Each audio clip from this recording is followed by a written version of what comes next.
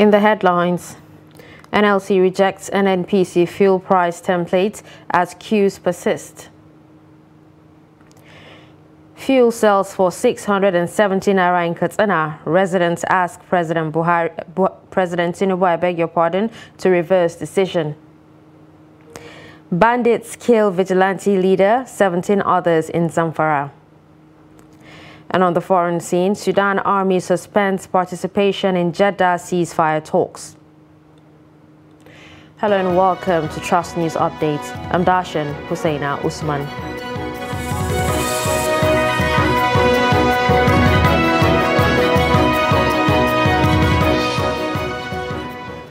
And now the news in detail. The Nigeria Labour Congress has rejected the price of fuel fixed by the Nigeria National Petroleum Corporation Limited. President of the NLC, Joe Ajero, stated this while briefing journalists at Labour House in Abuja. He said fixing of price is not what government can unilaterally do. The government on Wednesday released new fuel prices for the different geopolitical zones and states, with the FCT buying for as much as 537 naira per litre. The Nigeria National Petroleum Corporation Limited has confirmed an upward review of pump price of petrol. Garba-Din Mohammed, Chief Corporate Communications Officer, NNPC Limited, confirmed this in a statement on Wednesday afternoon. The statement says the pump price of PMS have been adjusted across retail outlets in line with current market realities. It says the company will strive to provide quality service for which NNPC is known for, noting that prices will continue to fluctuate to reflect market dynamics. The statement said the company sincerely regrets any inconvenience the development may have caused. Nigerians woke to reports of upward review of fuel price from 197 naira to above 500 naira per litre. A fueling station in Katsina is dispensing fuel at the rate of 670 naira per litre, even as residents blame the fuel shortage being experienced across the country on President Bola Tinubu's inaugural address last Monday. Katsina residents, mostly low-income earners, call for caution in resolving fuel subsidy, saying the goodwill of Nigerians for the new administrations should not be allowed to fade away even before the government is fully constituted. Abdullahi Yamadi completes the report. The return of long fuel queues has created apprehension and uncertainties. Katsina residents are now worried that fuel is now beyond the ordinary person, calling on President Bola Tinubu not to fail for Nigerians. A check at one of the filling stations shows fuel selling at 670 naira per litre, a situation many residents say is a calculated attempt to compound an already difficult economic situation for the people. So we have found ourselves in some difficult situation here, which we are not happy at this. So that we are calling the federal government of Nigeria to at least intervene immediately for the life to be easier for the people. And the fuel price, I never expect these things. I enter NNPC today and the price of fuel price, and the price is 540 per litre. And other station, private station, is getting 600. Some places 650. So this situation, we are in such situation. My call to the government is that they should pity the masses, because people are suffering. To even eat is a problem in this country. The food price has gone up. Transport fares and other commercial activities have already been affected by the fuel price hike, with prices of necessities skyrocketing. It's an advice that they should do something that will reduce the pain of we, the masses. Like now, I'm loading to Abuja. Before, corn was 600, 650. But now, as I just came to buy, they are telling me that it's 850, and it's not funny at all.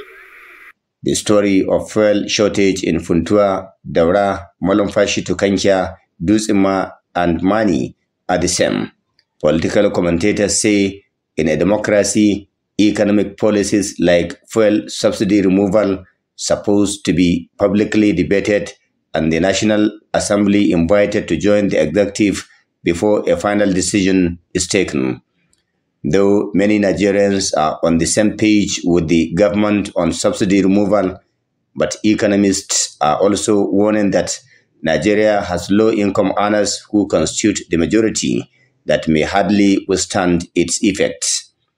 Governor Dikko Radda met with officials of independent petroleum marketers in the state and directed all filling stations to open for business with immediate effect. Abdullahi Ismail Ahmadi, Trust Television News, Katsina. Similarly, Governor Sharif Oborewori of Delta State has cautioned fuel marketers in the state against hoarding of petroleum products, especially premium motor spirits. Chief Press Secretary to the Governor, Festus Ahon, in a statement on Tuesday in Asaba, quoted Governor Oborewori as saying that the state government will not tolerate acts that would make life difficult for Deltans. Ahon said the state government's desire is to grow the economy of the state through its MORE agenda. He therefore solicited the support of all stakeholders in its determination to make life more meaningful for Deltans. He said the state government had been inundated with reports of filling stations in the state, hoarding products and creating artificial scarcity with intent to hike price. The Delta State Governor, who views the action of these marketers as unpatriotic as well as an economic war against the people of the state, however, called on marketers to be patriotic and continue selling their products to the general public at the official pump price. On security, no fewer than 18 persons, including a vigilante leader, have been reportedly killed in separate attacks on communities under Ruwan Ɗoruwa ward of Maru local government area in Zamfara state. An eyewitness, Aminu Ilyasu, who is a member of the local vigilante group known as Yensakai, said that the armed bandits had targeted the vigilante leader of Dangamji community. He said the vigilante leader, Dahiru Dangamji, was killed alongside 3 other persons in his hideout inside the bush around Anzara community. He added that when the news of Dahiru's death got to the community, members of the vigilante group in Ruwan Ɗoruwa quickly mobilized to the area, but they were ambushed by bandits along the road. Although police authorities in the state are yet to confirm the incident when contacted, the acting public relations officer of Zamfara State Police Command, ASP Yazid Abubakar, said the command is yet to receive any report of the incident. Another resident, Abdullahi Ruwan Ɗoruwa, said the bandits afterwards moved to Arafa community and neighboring settlement where they killed 3 persons, including one 20-year-old Murtala Hussaini, Sani Mansur, and Abu Boss. Kano State Police Command has arrested 93 suspects in connection with mobile phone robbery and other criminal activities across the state. Addressing a news conference, the command's police commissioner, Muhammad Gumel, said the suspects were arrested within the last 1 week. Trust TV's correspondent, Idris Jibrin, has the report.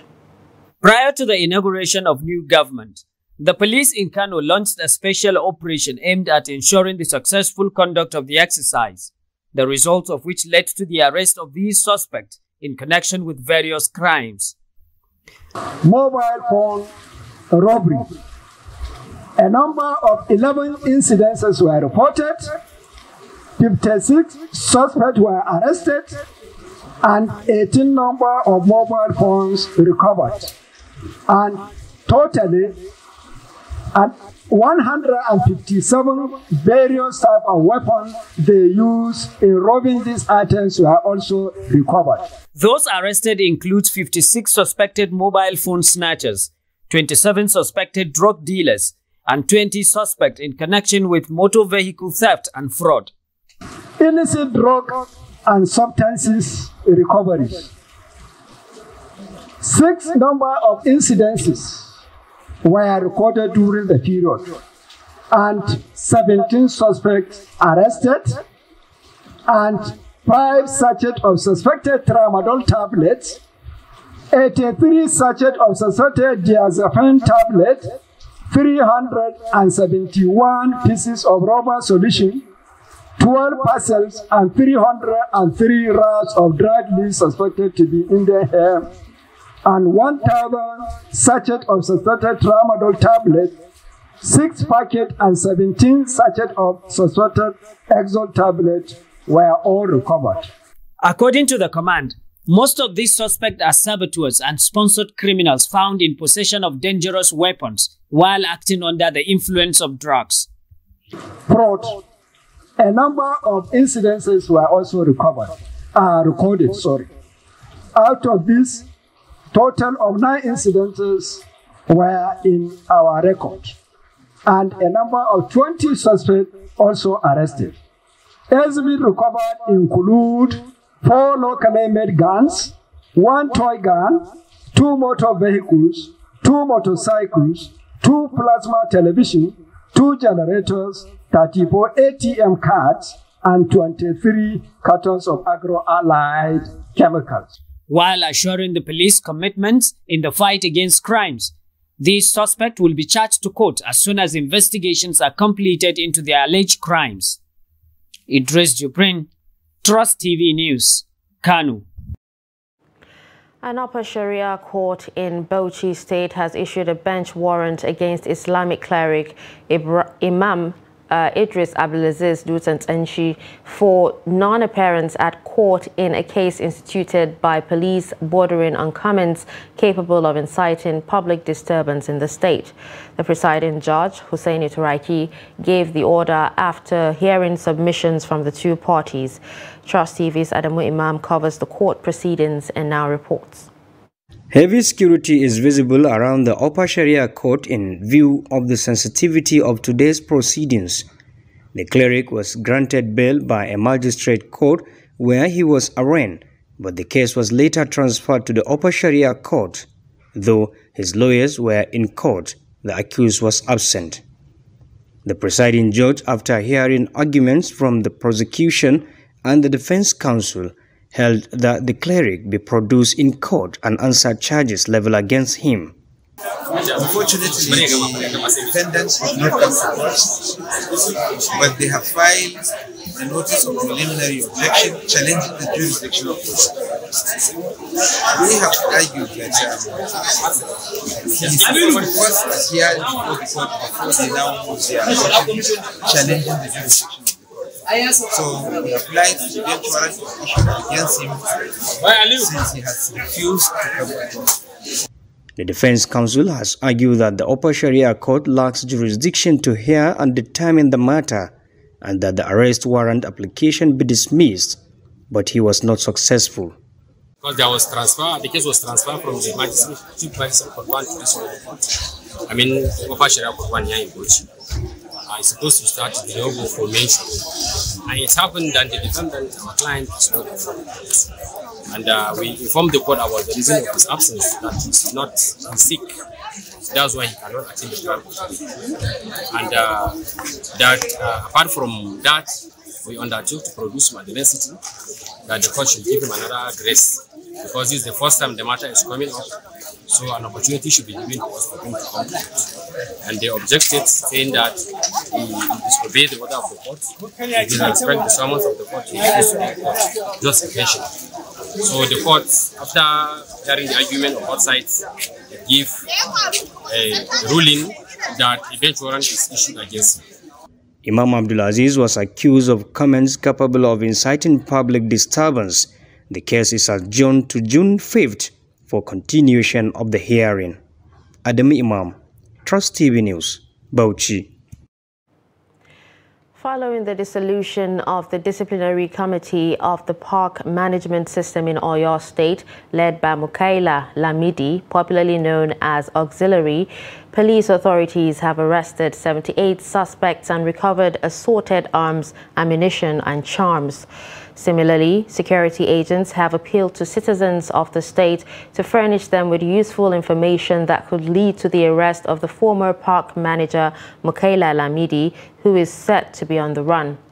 The State Commissioner of Police, Adebowale Williams, gave the charge in Ibadan during a parade of the suspects, where he assured residents of adequate security. The report. The obvious shock and surprise on the faces of onlookers and police officers who had come to catch a glimpse of the large seizure of arms, ammunition, jam and other dangerous weapons intercepted during midnight sting operation on the hotel facility of former chairman Park Management System, Mukaila Lamidi, sent cold shivers down the spine of all present at this parade. To the above, today, Tuesday 30/5/2023, in a strategic intelligence coordinated raid around this location at Diamond Hotel, Alakia, Isebo, under Egbeda local government area, 78 suspected Ulus who had perfected plans to unleash mayhem at the early hours of today at major parts of the metropolis were arrested in possession of sophisticated weapons, 724 cartridges, assorted charms, 33 mobile phones, and a sum cash of about 3,450,000 naira.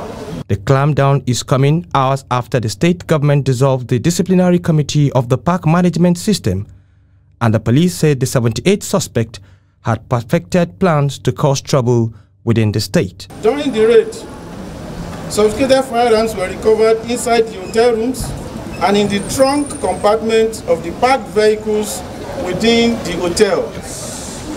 Worthy of note is that though the PMS chieftain was able to escape with some of his boys during the gun duel with the police, however, a member of the group was neutralized in a gun duel with the police. In furtherance of the above, Oyo State Police Command, under my constructive leadership, reiterates its unwavering commitment towards tackling criminal rascality, hooliganism, and blatant disregard for the rule of law. Consequent on the above, the Oyo State Police Command enjoins residents to cooperate with the police with the provision of useful information to help apprehend the sacked PMS chieftain. Cash running into millions of naira, charms, dangerous weapons as well as arms and ammunition still litter the streets, and the security agents here have promised to smoke out all criminal elements hell-bent on disrupting the peace in Nigerian peace-setter state, Oyo. To achieve this, the police are calling for synergy from members of the public to put an end to the needless loss of precious lives and property. You're watching Trust News Update. Coming up after the break, we take a look at the optimal advantage of milk value chain. Do stay with us.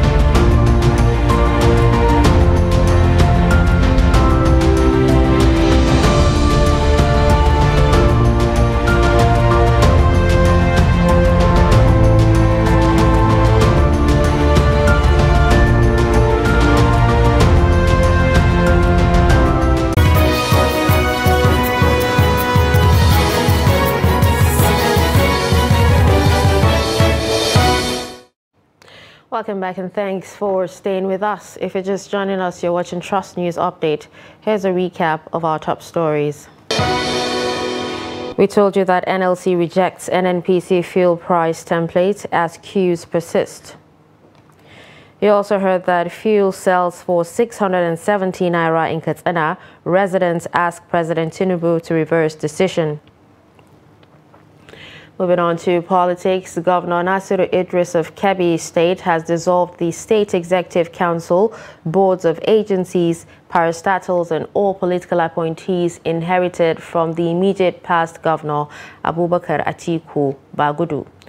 The governor has also approved the appointment of Atahiru Machido as Chief of Staff, Yakubu Bala as Secretary to the State Government, and Aminu Musa Danko as Personal Assistant. A statement signed by Chief Press Secretary to the Governor, Ahmed Idris, said the Governor has also appointed Aliyu Bandado Argungu as Special Advisor on New Media, Ahmed Idris as Press Secretary, Umar Shehu Baiti as Senior Special Assistant on Protocol, and Yahaya Serki as Special Advisor on Media and Publicity. The statement added that all the appointments are based on merit and track records of the appointees and are effective May 29, 2023. World Milk Day is marked in Abuja with a call on the federal government to collaborate with private sector towards sustaining and boosting dairy production in Nigeria. Habibat Ajayi reports that government is set to engage farmers, stakeholders in dairy production and with international best practices, knowledge and tips for them to take optimal advantage of milk value chain. The report. Every year, World Milk Day is commemorated to mark the importance and contribution of milk to nutrition. This year's day theme is Sustainable Dairy, Good for Planet, Good for You. Winnie Laisholare, Director, Animal Husbandry Services, Federal Ministry of Agriculture and Rural Development, says policies and measures have been put in place towards expanding the dairy industry, creating an enable environment for international investors. Recently, FEC, the Federal Executive Council, approved the National Dairy Policy. For instance, that gives us guidelines and direction on where we are going. That's the first thing. Before that dairy policy, we had a NATIP, the National Agricultural Technology and Innovation Policy. That also gave the foundation for the dairy policy. Now that we have a policy, we are now refocusing the dairy industry. Before now, we have focused our attention on collecting wholesome milk. We have provided milk collection center every part of this country where we can collect milk. So government has put in place that National Livestock Transformation Plan and several programs under it. Another one is we are focusing on climate smart livestock production so that we don't pollute our environment. We are mopping up grains, mopping up raw materials that will have been wasted, alternative feed resources, converting them to animal feed.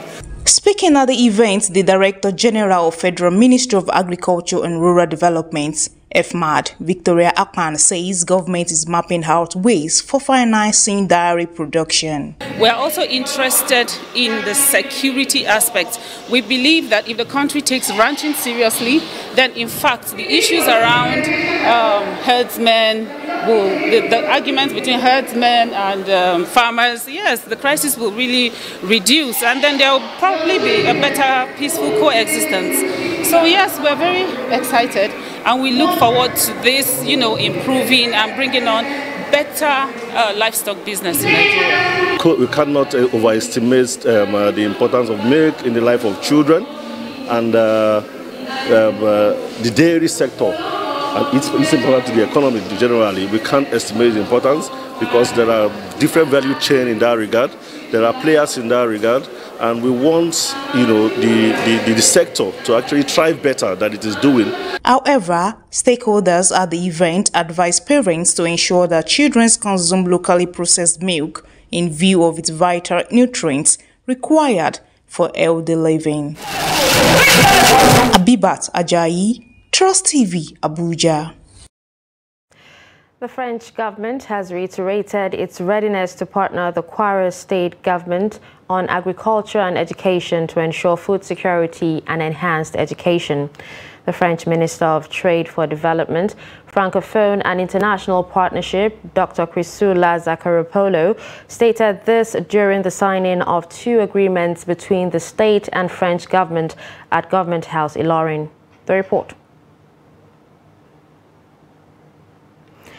All right, we apologize for not bringing that report, but moving on to the foreign scene, Sudan's army has suspended its participation in talks over a ceasefire and humanitarian access, raising fears of renewed fighting that has displaced tens of thousands of people. The talks with the rival paramilitary Rapid Support Forces began in Saudi Arabian port city of Jeddah in early May and had produced a declaration of commitments to protecting civilians and 2 short-term ceasefire deals that have repeatedly been violated. The army and the RSF had agreed to extend a week-long ceasefire deal by 5 days just before it was due to expire late on Monday. Until late Tuesday, intense clashes were reported in Sudan's capital, Khartoum, with residents reporting intensive fighting in all 3 of the adjoining cities that make up Sudan's greater capital around the confluence of the Nile, Khartoum, Omdurman, and Khartoum North. The truce was brokered and is being remotely monitored by Saudi Arabia and United States, which say it has been violated by both sides but has allowed for the delivery of aid. The war has forced nearly 1.4 million people to flee their homes, including more than 350,000 who have crossed the neighboring countries. More than 6 weeks into the conflict, the United Nations estimated more than half the population, that's 25 million people, to be in need of aid and protection. And with this, we've come to the end of Trust News Update. Don't forget to follow us across all our social media platforms. I'm Darshan Husseina Usman. Thanks for watching.